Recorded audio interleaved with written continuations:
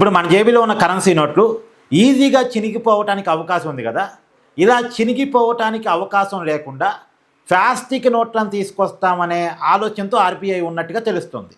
కాకపోతే అసలు ప్లాస్టికే వాడద్దు, ప్లాస్టిక్ని బ్యాన్ చేయాలి అని అనుకుంటున్న సమయంలో కాగితం నోట్లని వదిలేసి ప్లాస్టిక్ నోట్లు తీసుకొస్తారా అనేది చివరిదాకా అనుమానమే. అయితే సరే, అదొక చర్చ. అయితే ఇంకొక చర్చ నడుస్తుంది.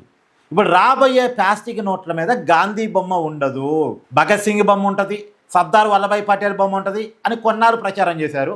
ఇప్పుడేమో అసలు ఎవరు బొమ్మ ఉండదు, 500 నోటు మీద అశోక్ చక్రం బొమ్మ ఉంటుంది అని ప్రచారం చేస్తున్నారు. మన నిజమా కాదా? ఆర్బీఐ మాత్రమే చెప్పాలి, కేంద్రం మాత్రమే చెప్పాలి. కానీ బయట సోషల్ మీడియాలో మాత్రం విపరీతంగా ప్రచారం జరుగుతుంది. 500 నోటు మీద, అంటే 500 నోటు ప్లాస్టిక్ నోటు, ఆ నోటు మీద గాంధీ గారి బొమ్మను తీసేసి అక్కడ అశోక్ చక్రం బొమ్మ పెట్టబోతున్నారు. మళ్ళీ 100 రూపాయల నోటు మీద, ఇక మిగతా నోట్ల మీద మళ్ళీ గాంధీ గారి బొమ్మే ఉంటుందట. ఒక్క 500 నోటు మీద మాత్రం అశోక్ చక్రం బొమ్మ పెట్టబోతున్నారు, అది కూడా ప్లాస్టిక్ నోటు మీద అనేటువంటి చర్చ నడుస్తుంది. బట్ ఇది నిజమా, లేదు బీజేపీ గాంధీ గారికి వ్యతిరేకం అనేటువంటి ఒక భావన కల్పించటానికి చేస్తున్న ప్రచారమా అనేది క్లారిటీ లేదు. దానికి బీజేపీ వివరణ ఇచ్చుకోవాలి.